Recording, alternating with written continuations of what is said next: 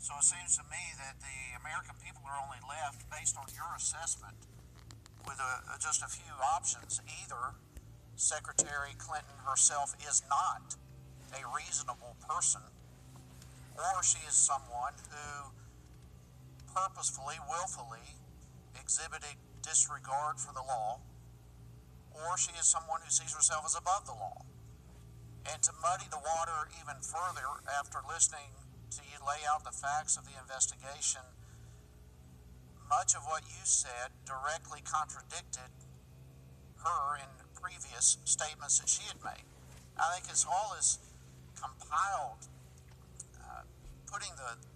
connecting the dots, and so many American people are irate that after all of this, there was not a recommendation for Secretary Clinton to be prosecuted.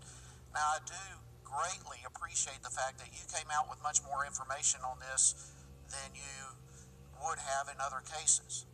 And I think that was the right thing to do. Undeniably, this is not a typical case. This is something of great public interest. Obviously, the subject of the investigation, former Secretary of State, former Senator, and all those things that we have talked about, former First Lady and so forth.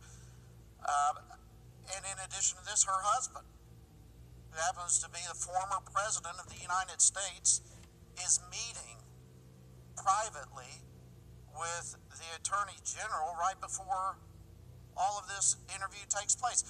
Obviously, this is very suspicious, just the optics of it all. And at the same time that you're coming out, or more or less the same time that you are announcing the decision, Secretary Clinton is flying around in Air Force One with the president doing a campaign event. I mean, there's nothing about this case that's ordinary. There's nothing about the subject that's ordinary. So let me ask you this, Director. Did Secretary Clinton, in fact, comply with the department's policies or the Federal Records Act?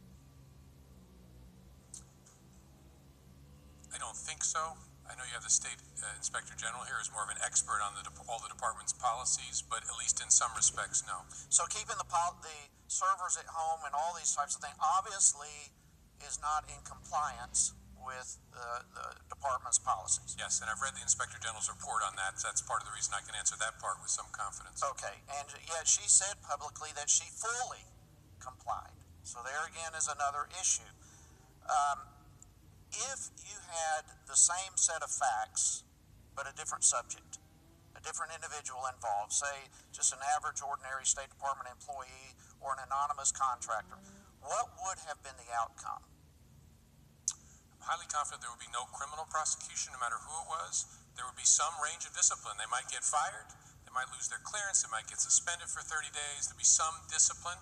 Maybe just a reprimand. I doubt it. I think it'd be higher on the discipline spectrum, but some sort of discipline. So is it your opinion that there should likewise be some discipline in this case? Yeah, that's not for me to say. I can talk about what would happen if it was a government employee under my responsibility. Well, then what you're laying out is that there is a double standard. For someone else, a different subject, an anonymous contractor, or someone at the State Department, there would absolutely be discipline. But because of who the subject is, you're not willing to say there should be discipline. So there's, again, this whole issue. This is what the American people are so upset about. Let me say that when you stated that no reasonable prosecutor would pursue this case, is that because the subject of this investigation was unique? No. There's no double standard there. There's no double standard either in the sense that if it was John Doe, former government employee, you'd be in the same boat. We wouldn't have any reach on the guy. He wouldn't be prosecuted. But he would have some discipline. Well, not if he had left government service. Had they lied about having servers, had they lied about sending and receiving classified emails, had they lied about not deleting those emails to the public, had they lied about not having any marked classified, the statements are clearly documented.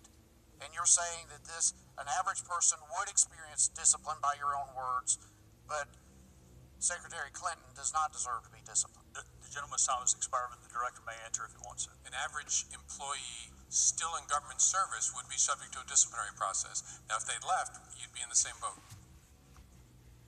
Chair yields back. Chair will now recognize his friend from Vermont, Mr.